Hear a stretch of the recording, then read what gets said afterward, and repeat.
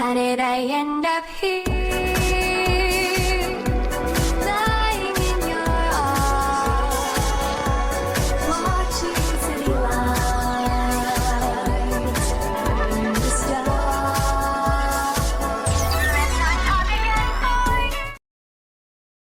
I am a huge fan of video game music. Maybe I've made that clear over the past couple of years on this channel with videos such as I love video game music or in small segments of other videos, or perhaps even the many meme vids I have on video game music have tipped you off. Still, whatever way you slice it, the topic is one that means a lot. After all, what would most video games be without music? That's a question I went into fair detail about in the aforementioned I love video game music video, so if you want to hear my thoughts on that, go ahead and check it out, please. That's still one of my favourite videos to this day. And as you can surely tell from the title of this here video, we're back to talking about video game music in detail once again. Not as a whole though, but rather a specific subtopic, how it can make you feel. Video game music, like all music, can make you feel a range of things, whether that be happiness, sadness, or maybe even a feeling of nostalgia that comes from hindsight. Whatever the piece it is going for, video game music can be a key factor in forming our opinion of the events going on in the game at the time, or our opinion of the game as a whole. And in this case, it's how music can make us feel in the moment, specifically, for this video, how it can invoke strong emotions within us that most would prefer to avoid. Consider this the 2022 Halloween special, if you may, because things are about to get a little unsettling in a lot of cases. To preface, I'll be using a range of examples, both from horror and non-horror games to drive my point home. Context is key, of course, and that can shape out how we feel about something. So I'll tell you beforehand what game a piece is from and what category the game falls under, aka horror or non-horror. Though to be fair, it won't take a genius to figure out some of these. However, I might not always do this. What we humans fear most is the unknown after all, so keep that in mind and hopefully I won't forever lose your trust in me. Saying that, however, I think that's exactly what I've set myself up to do. But anyway, you know I hate wasting time around here, so here's my piece on how video game music can unsettle you. When it comes to the most unique indie horror game experience out there, I want to say that Little Nightmares is right up there with the greats, such as I'm Scared, Outlast, Amnesia, Dark Descent, and Poppy Playtime. Yeah, alright. Back to the point at hand. Little Nightmares creates an amazing horror experience by putting you in control of Six, who, if you can't tell, is kind of small, and your objective is just to survive against these often hulking, grotesque looking behemoths, while also trying to find out the secrets of the place you're stuck in, the more. After all, if there's one other thing we humans fear besides the unknown, it's no longer being at the top of the food chain, and Little Nightmares preys on that fear perfectly. It's absolutely not the first game to use this approach, make you feel helpless and all, but it's probably one of the better examples out there. Besides, the game will scare and or shock you in other ways too, so the variety and make you unable to sleep is much appreciated. Of course, being a horror game, the soundtrack is obviously going to be befitting of that. Some may wonder, but hey, wait, I thought horror games were all just creepy ambience and not music. Wouldn't music detach you from the experience? Well, this isn't 2012 and we're not talking about slander here. Hell, even before then, horror games had plenty of music. So I either just made this notion up for the sake of convenience to segue into my next point, or people do actually think that. I hope it's the latter. But no, while creepy ambience can be good a lot of the time, let you soak in the environment around you, allowing you to become that little bit extra immersed. Music can be great for driving those feelings of dread, anxiety, and whatever else you may be feeling in the moment. And, as luck would have it, Little Nightmares is great in this department. There are a number of pieces I would love to talk about here, honestly, but I don't want to keep you here all day. So for the sake of, well, time, the piece I want to draw attention to, or rather pieces, I should say, are Six's theme, part 1 and 2.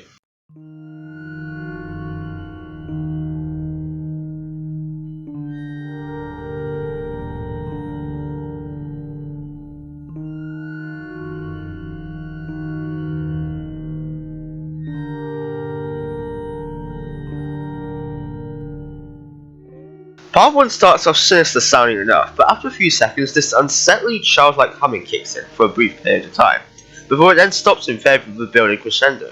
It's a very short piece, but you are likely to remember it after it plays for the first time in the game. And as for part 2, well, it's part 1 again, but with an increased sense of intensity to it.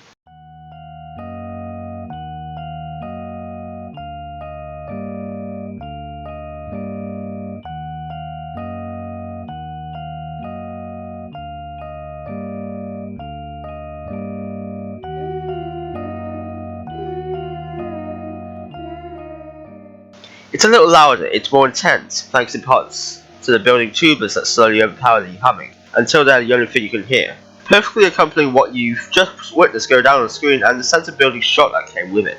Those two pieces are fantastic, but I think I prefer part 1 just a little bit more, if only for how slightly quieter the composition feels more atmospheric to me. I'm not one for in-your-face type stuff, but part 2 is still a great piece on its own, do not get me wrong. All around, the Little Nightmares soundtrack is honestly phenomenal for how, even in isolation, it can evoke a sense of uneasiness to you even if you haven't played the game before. That's a mark of a good horror game soundtrack. To say that The Legend of Zelda Majora's Mask is an unsettling Zelda experience, hell, just an unsettling experience in general, would be quite the understatement, and one that's not exactly a new sentence. But yeah, Majora's Mask is very much the black sheep of the Zelda series, having a much darker plot of the moon being destined to crash into Termina, and the focus of the game being on the characters throughout Termina, and how they're having to come to terms with their own impending mortality. With a summary like that, it's a wonder the game isn't tagged in the horror game genre anyway, or at least to my knowledge anyway. I've actually talked about Majora's Mask in a previous video game music video, specifically the track that plays on the third and final day of the gameplay cycle, appropriately named Final Hours, and it is for sure a haunting piece, but that's not the one I want to focus on here today. Rather, one that's maybe a little more iconic in the series, and one that makes you feel a range of emotions, as opposed to just one, the Song of Healing.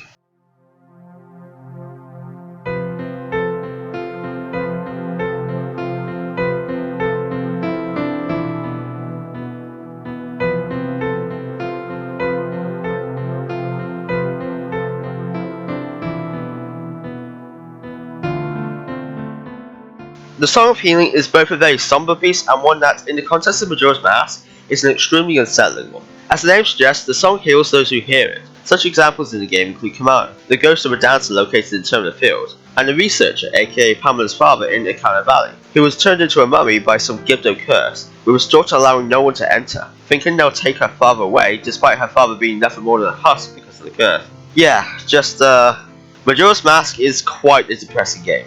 But it's instances like this that give the Song of Healing this kind of feeling of hope, but one that's tinged with hopelessness as well, because it's nothing more than temporary relief given what's bearing down upon us, and that's what I feel makes the piece so unsettling. Oh god, I'm talking about it again. Now I know this, I still really love DDLC, if only for how strongly the characters somehow resonate with me, but among other things too of course. But I've already gone over that stuff in detail in the past, like in my review of DDLC Plus back in August of 2021. It's been that long, huh? Yikes. The Unforgiven Descent of Time aside for the moment, I do highly recommend you check that video out if you're curious at all. Again, it's one of my personal favourites. One thing I didn't really go into detail about there though was the music, and that's a real shame too, because DDLC in general has some pretty good pieces that are honestly great for just having on in the background while you work or whatever. But alas, we aren't here to talk about pieces like Dreams of Love and Literature, Ohio Story, or Daijoubu. No. We're here to talk about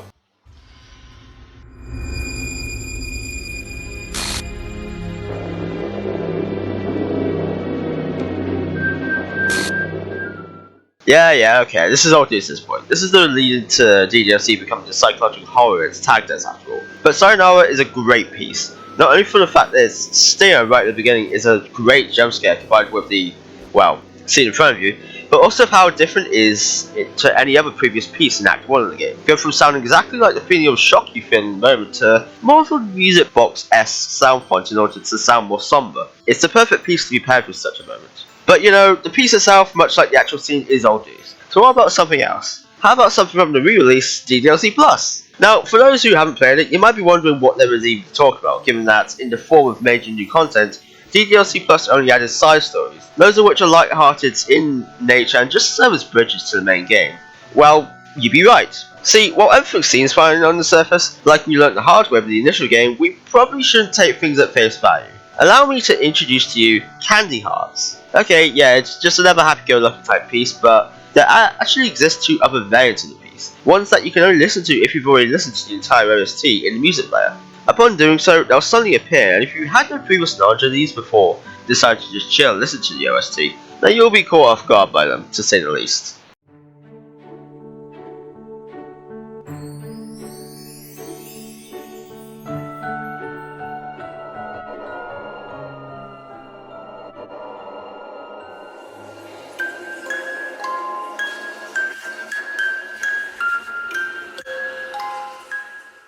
The first variant starts off pretty normal, before devolving into what I'm going to call complete madness, like a slow descent into madness if you will.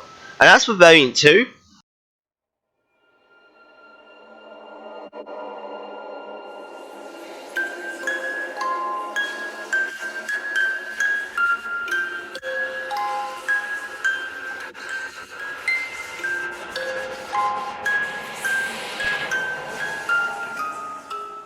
Yeah, it just throws you in there right away. Honestly, I imagine this to be the piece that plays when Monica has her epiphany in Act 1, realizing that she's the only thing that's real there, causing her to go insane and kill off the rest of the girls. With that context, or personal headcanon I guess, you can maybe understand why the piece is so unsettling if listening to it alone wasn't good enough, because, yeah, admittedly, I had to look behind myself a few times while writing this.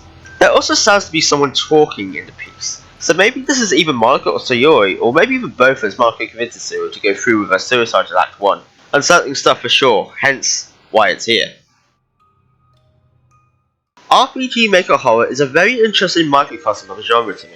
For the longest time, I've been super passionate about it, despite never having played one for myself, nor have I gone to the length of actually talking about it on this channel. Even though, and to peel back the curtain here, I've been throwing around the idea for a video on this genre for a little while now. And so, why not now? It's finally time for me to do so in some form, and we're probably one of the most iconic RPG Maker horrors out there. To be honest, this one only technically falls into the category for RPG Maker horror, unlike other titles such as Misao, Mad Father, and Eve. This one's more surreal than anything, but it still does have its moments. Maybe you guessed by this point, but I'm talking about Yume Nikki. To clarify though, I'll be talking about the original Yume Nikki, the 2004 version, not the reboot that released in 2018, Dream Diary. Yume Nikki is an honestly fascinating piece of indie history, and one I've known about for a super long time now, even before I came to be more familiar with RPG Maker games. It's so interesting, in fact, that for as much as I would love to go into depth about it, that's a video for another time maybe. So for now, I'm going to point you to Sailing Fox's video on Yume Nikki.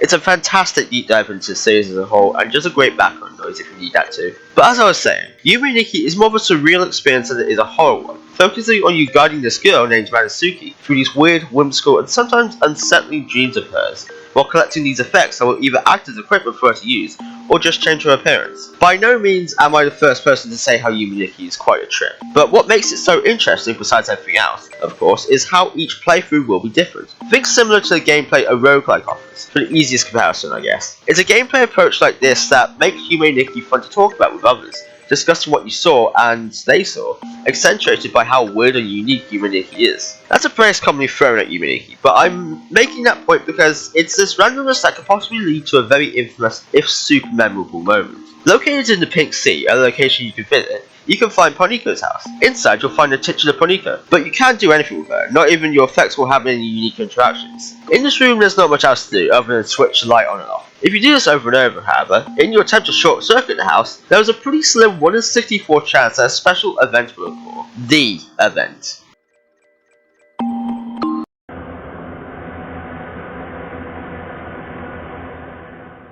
Safe to say that anyone who knows anything about Yume Nikki is familiar with Uboa here, and yeah, it's quite a unique fellow. But if the art of the character wasn't enough to start you, nor the stinger that happens when it appears, or the eternal howl it sends you to if you don't interact with it isn't enough, which you can escape by pinching Manasuki away for by using the Murder Mortar effect by the way, then surely the music will.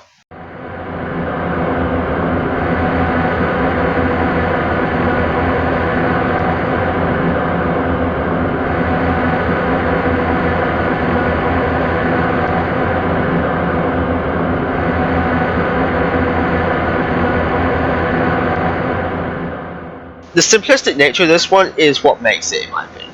How it's unchanging, how it's one consistent string of probably the most disturbing sound you've heard all weekend, and how it's basically just a super distorted sound clip of someone screaming.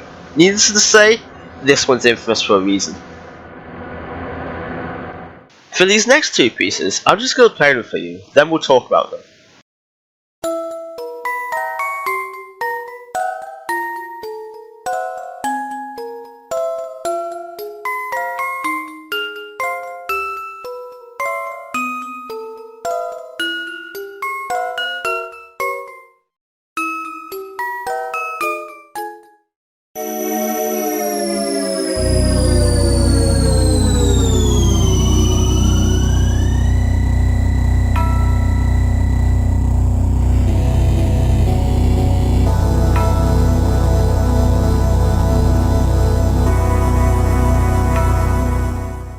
So both of these pieces are from the mainline Pokemon games by the way, Generation 5 Part 2 and Pokemon Platinum respectively. As for the first piece, that was End's Room, specifically the version from Pokemon Black and White 2, the sequels to, well, Pokemon Black and White.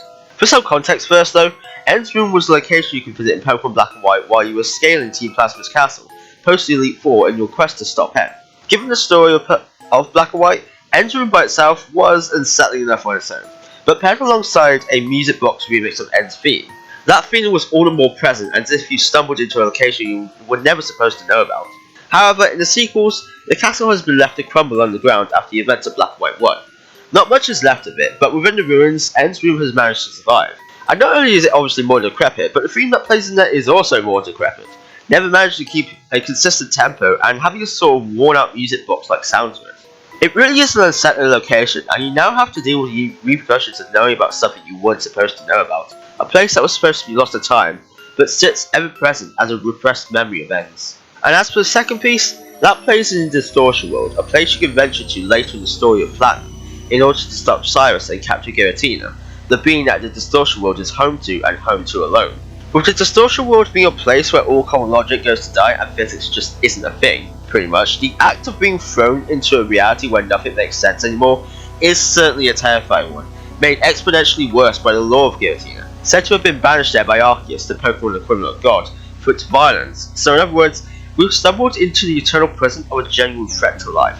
That's pretty hardcore.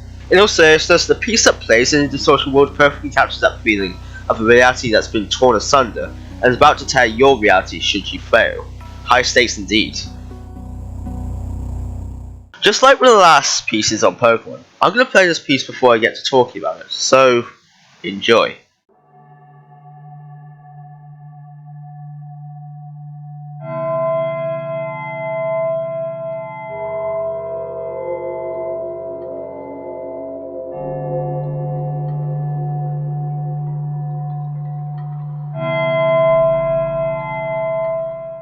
Simply titled 13, the name is in reference to various cave ambient sounds, 13 of them funny enough, that can play while you're mining in caves in Minecraft. Yeah, this is from Minecraft, can you believe it? There's more credence to the fact that Minecraft is secretly a horror game, honestly. To be upfront, I don't have too much to say about this one. I mean, I guess 13 is technically more ambience than music, but that doesn't change the fact that this is a very unsettling piece to just hear. I guess we should consider ourselves lucky it's locked behind a music disc, rather than it just being a random track that can play in the overworld, because I'll tell you right now, I'd much rather be listening to light piano pieces as I strip mine, not the soundtrack to my nightmares for the next few nights.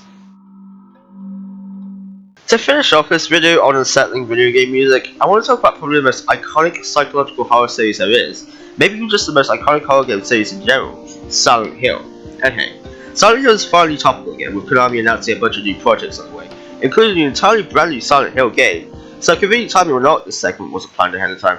I'm going to talk about it. Coincidentally enough, the game in the series I want to talk about in particular is also getting a remake, as part of the announcements Konami made on October 19th, Silent Hill 2. Much like with Yume and Nikki, I can't do justice to Silent Hill 2 with the time I have here, otherwise the video will probably go on for another hour yet. So in the meantime, and before I summarise, I'm going to point you to Super Eye Patchful's video on the game he did way back in 2016. Still holds up super well and is just a great video piece in general. I love the guy. So excuse me for doing this, but I simply couldn't find a way to summarise SH2 plots in a concise manner. So if you're curious at all, here is the Wikipedia summary on screen right now, so pause to read if you wish.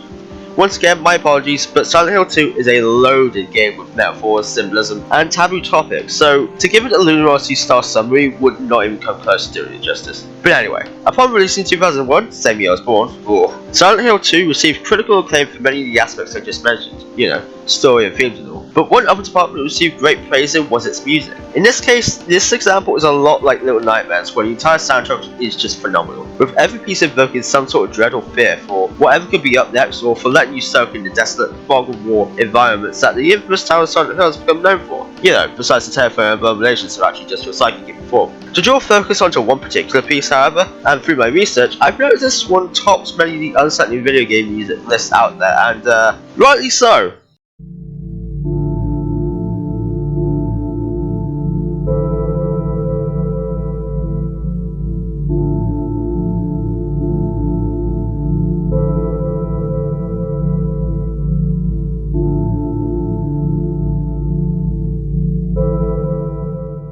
White noise is probably the definition of unsettling for me. There's just such a feeling to it that invokes those feelings of dread and unease. It's like you're alone. There's no one or anything around you to help, and you're left alone with nothing but your thoughts. In the case of James Sunderland, our protagonist, it speaks more to being alone with thoughts that he regrets, but at the same time, ones he hasn't yet come to terms with. Thoughts that are just drifting. This piece is just fantastic. I left it until last for a reason. I hope that, given the time that you've had to listen to it, both raw and in the background of me talking, you've come to understand too. It's haunting, it's unsettling, it's beautiful. Bow to the now returning king of psychological horror, that is, Silent Hill. Music is limitless in how it can make us feel. It's a bridge to our thoughts and feelings a lot of the time. I know it is that ever more present than what we've been talking about this entire time, video games. I really hope I've gotten across to you the impact of music in video games once more and how they can invoke certain emotions, because video game music will forever be a topic that means a lot to me, even if I'm not necessarily educated to talk about it. As the spooky month comes to an end, I implore you to stay safe out there, should you illegally steal candy from strangers you've never met. Or if you're watching this out of season, I implore you to stay safe anyway. Your well-being is not mutually exclusive to a single month after all. But, should you instead decide to spend your time playing some horror games for the season or just whenever, always be wary, because you should never know when disc 13 could randomly start playing.